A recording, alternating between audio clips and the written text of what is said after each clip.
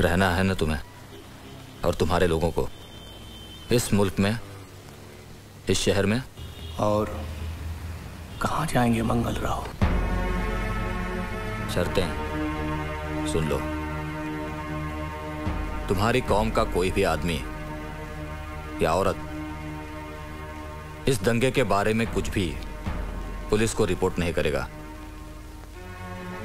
कोई भी एफआईआर दर्ज नहीं कराएगा किसी भी हालत में। 2, तुम्हारे लोगों में से कोई भी औरत, मर्द, बच्चा फसाद के दौरान नजर आए किसी भी हिंदू की तरफ इशारा नहीं करेगा, किसी को पहचानेगा नहीं, किसी का नाम भी नहीं लेगा, नहीं पुलिस के सामने, नहीं किसी इंक्वायरी कमीशन वगैरह के सामने। बिल्कुल चुपचाप रहेंगे आप लोग।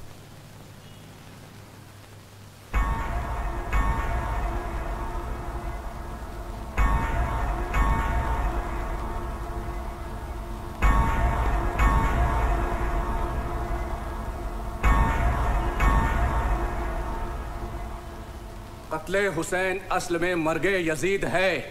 इस्लाम जिंदा होता है हर करबला के बाद। साहिबान, इस फिसाद से सरकार ने हमारी कौम के वजूद को एक चुनौती दी है और यह चुनौती हमें मंजूर है। यह सरकार पहले एक जीते जागते शख्स के जिस्म को आग में जलाना, झुलसाना, फिर उसे 4 छींटे पानी मारकर कहना कि हम तुम्हारी जान बचा रहे हैं, तुम्हारी मदद कर रहे हैं। यह है इस सरकार का असली तरीका हमारी कौम के साथ बर्ताव करने का। ये निहायत ही दोगली सरकार अब नंगी हो चुकी है।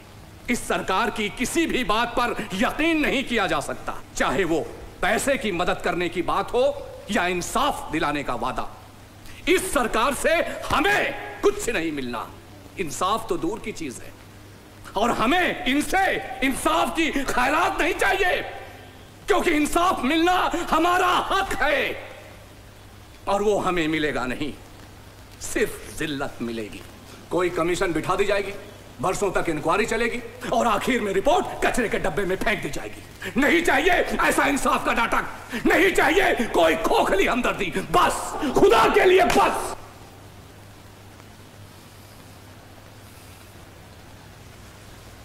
मेरी आप लोगों से गुजारिश है, बल्कि मैं तो ये कहूंगा कि इसे आप लोग अपना ही फैसला करिए, और वो ये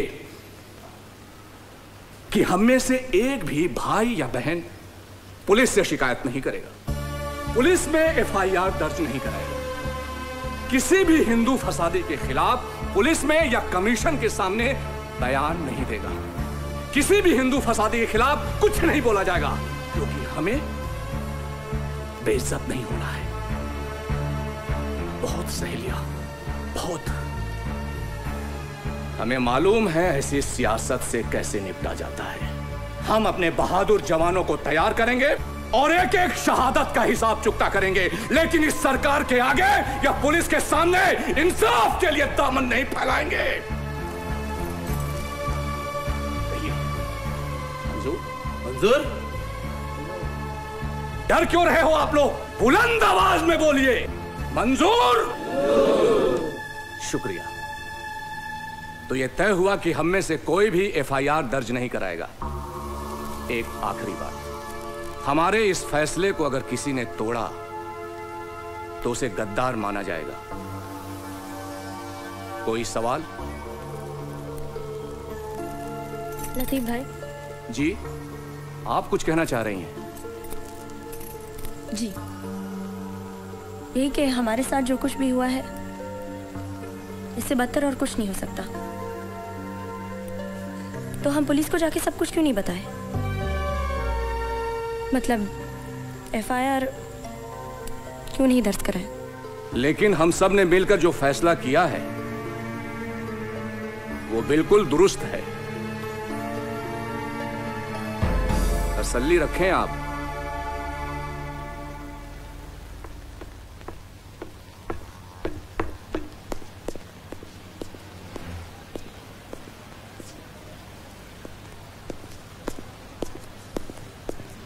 क्या हो रहा है फरीद भाई? रुक जाओ, लतीफ भाई आए, बात कर रहे हैं अंदर। आलिया से? हाँ, रुक जाओ फरहान। इस फसाद ने अपने वालिद और अम्मी के कत्ल के बाद आप अकेली हो गई हैं घर में, और एक अकेली जवान लड़की को कदम कदम पे हिफाजत की जरूरत होती है। बात समझ रही हैं ना आप?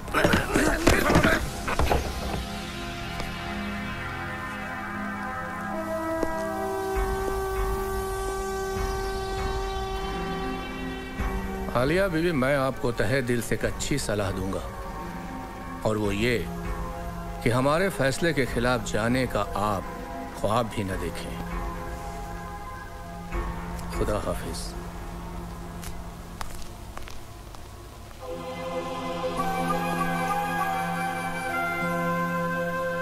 मैं आपसे वादा करता हूं कि आप सबको इंसाफ मिलेगा, इसलिए बिना किसी झिझक के आप हमारे पास आएं और एफआईआर दर्ज कराएं। आपके साथ जो कुछ भी हुआ, किसने आपके साथ हिंसा की, किसने आपके साथ जुल्म किया, सब आकर के एफआईआर में लिखवाएं, ताकि हम फौरन कानूनी कार्रवाई शुरू कर सकें। मैं समझ सकता हूं कि आप लोग दहशत में हैं। हो सकता है कि आपको धमकाया गया हो, डराया भी गया, लेकिन मेरी आपसे अपील है कि आप लोग डरे मत, कानून में विश्वास रखें। सरकार और पुलिस का पक्का इरादा है कि दंगा करने वालों को, फसाद करने वालों को कड़ी से कड़ी सजा दी जाएगी, चाहे वो किसी भी कौम, किसी भी मजहब के क्यों ना हो। देखिए, आप लोगों की मदद के बगैर हम न दंगा करने वालों को पहचान सकते हैं, न उन्हें पकड़ सकते हैं। हम लोग कुछ नहीं कर सकते। आपके घरों को जलाने वाले,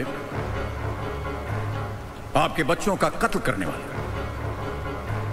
आपकी बेटियों के साथ बलात्कार करने वाले आजाद घूमते रहे, यह मंजूर है आपको?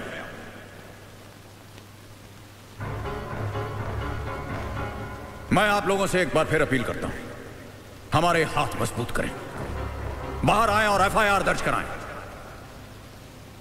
आप लोगों की सुरक्षा की जाएगी, यह मेरी जिम्मेदारी है। विश्वास कीजिए, इंसाफ मिलने में देर नहीं की जाएगी।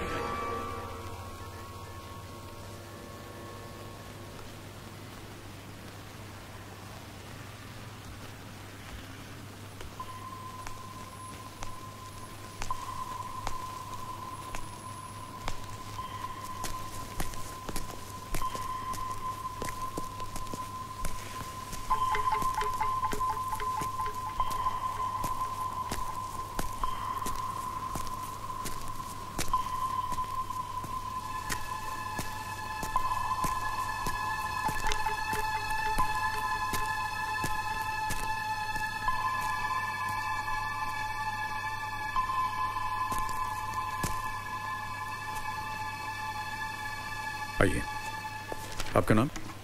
आलिया। आलिया, बोलिए क्या क्या हुआ आपके साथ? आप कहते हैं कि हम विश्वास करें आप पर, कानून पर, जब आप ही के साथ हमारे गुनहगार खड़े हैं। जाहिर है आपका इशारा किन्हीं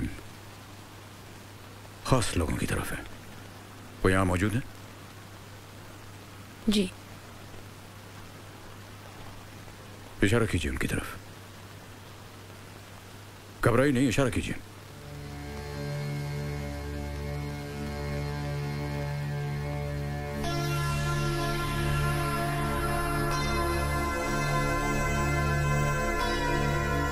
एसीपी वामन भोसले और इंस्पेक्टर समाश यादव। क्या किया इन दोनों ने? दंगे के दौरान जब मैं और मेरी सहेली शबनम मेहताब मंजिल पहुंचने की कोशिश कर रही थी, हमने इनसे पूछा क्या इस रास्ते से जाना सेफ होगा। इन्होंने हमें जानबूझकर ऐसी गली से जाने को कहा जहां दंगे थे। दंगे करने वालों ने हमारा पीछा किया। शबनम, उसकी माँ, उसकी प्रेग्नेंट बहन और उसका बेटा मारा गया। मैं बेहोश हो गई। फरहान ने मुझे बचा लिया।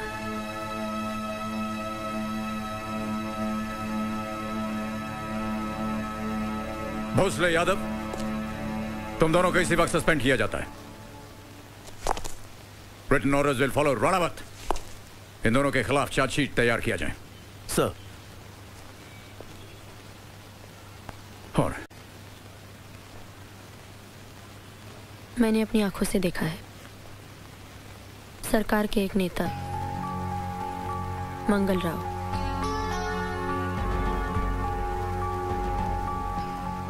खुद दंगा करने वालों के साथ थे और उन्हें फसाद करने के लिए उकसा रहे थे। आपको यकीन है कि वो मंगल राव ही थे? जी, कई बार उनकी तस्वीर अखबारों में देखी है मैंने।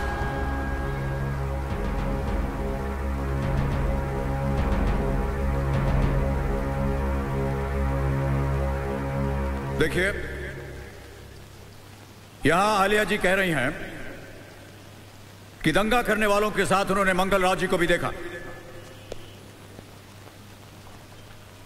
क्या आप में से किसी ने उन्हें वहां देखा?